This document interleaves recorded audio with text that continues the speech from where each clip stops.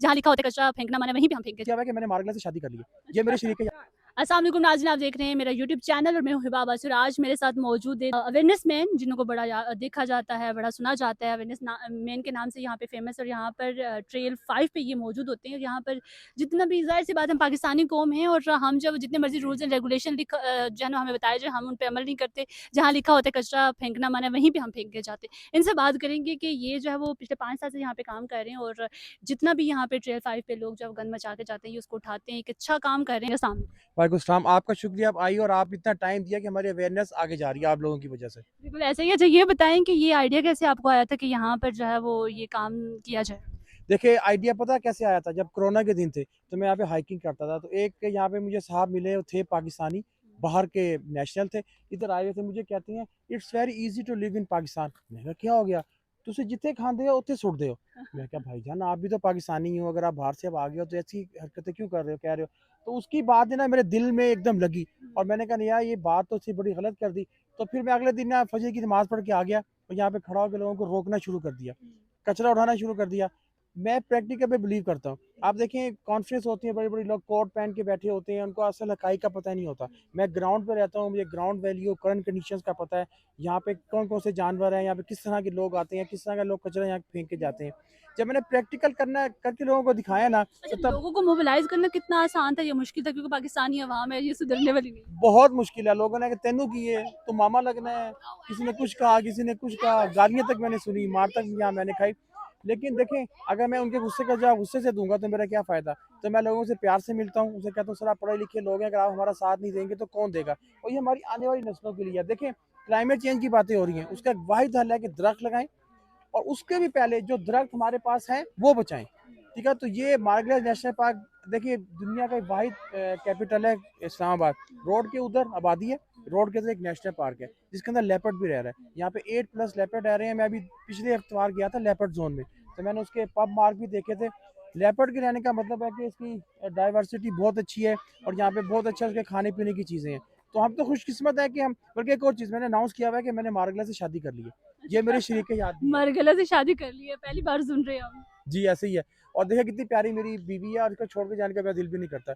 इसीलिए मैं हफ्ते में 3 दिन यहाँ गुज़ारता हूँ।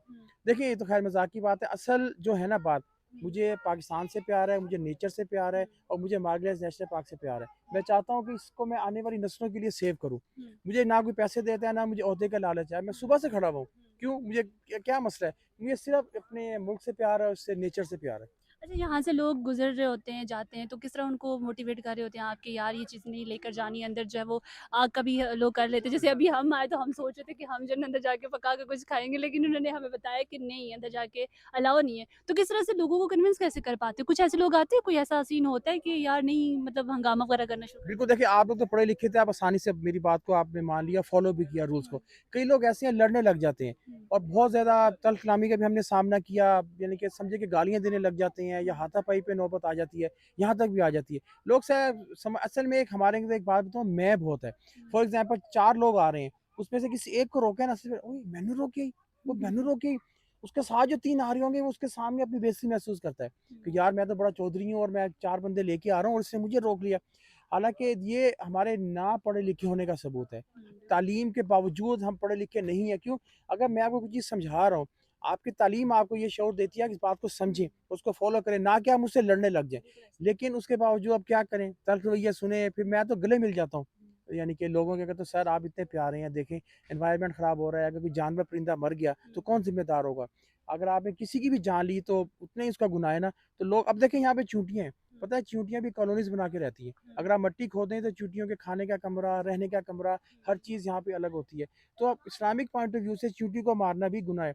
देखिए अगर आप एक शॉपर फेंक देंगे, चींटी के बिल के ऊपर आ जाए, तो उसका घर का रास्ता बंद हो जाएगा, उसे 15 दिन लगेंगे नया रास्ता बनाने के लिए। अच्छा, जब आप स्टार्ट में आए थे तो उस वक़्त से और अब तक कितना फ़र्क महसूस कर रहे हैं? देखें, जब स्टार्ट में आए थे तो यकीन करें इस 1 किलोमीटर तक इतने बड़े-बड़े हम बैग लेके आते थे। अभी आप गई होंगी देखिए साफ-सुथरा है। सुबह मैं गया था तो बैग इतना सा हो गया था। तो ये मेरी बहुत बड़ी कामयाबी है, दिन-रात की मेहनत है कि अब ऐसा-ऐसा काम हो रहा है, ज़ीरो भी हो जाएगा। असल में जानवर भी स्प्रेडिंग करते हैं।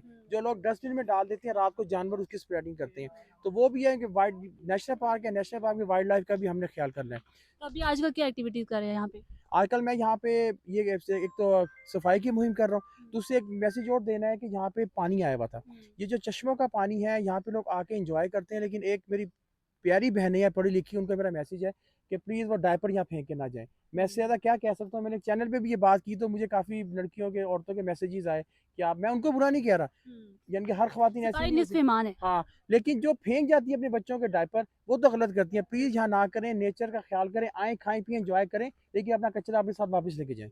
बिल्कुल जी, थैंक यू सो मच। और ये एक बहुत अच्छा इनिशिएटिव था इनकी जानिब से, जो ये अवेयर कर रहे हैं सबको यहाँ पे। वैसे तो हमें पढ़े लिखे लोगों को अवेयर करने की ज़रूरत नहीं, इस्लामाबाद जैसी सिटी में रहते तो हमें खुद भी पता होना चाहिए। बिलबोर्ड्स देखकर हम जो है वो अगर इन चीज़ों को नहीं सीख रहे, तो मेरे ख़्याल से हमारी एजुकेशन का भी कोई फ़ायदा नहीं है। लेकिन अब जो है वो ट्रेल पे आप देखिए, पहले हम भी आया करते तो बहुत ज़्यादा गंद हुआ करता था, लेकिन अब जो है ना इनकी काविश से जो है वो चीज़ें बड़ी जो है वो हमें नज़र आ रही हैं कि लोग भी मोटिवेट नज़र आ रहे हैं। और जिस तरह इन्होंने डायपर की बात की है कि डायपर ना फेंका करें, तो प्लीज़ ये चीज़ें देखा करें। अक्सर मैं भी बाहर जाती हूँ ना, तो मैं देखती हूँ कि गाड़ी में से कोई चीज़ ना फेंके, बल्कि हम घर को साफ़ रखें तो सिर्फ पाकिस्तान को भी साफ़ रखें, क्योंकि ये पाकिस्तान है तो हम सब हैं।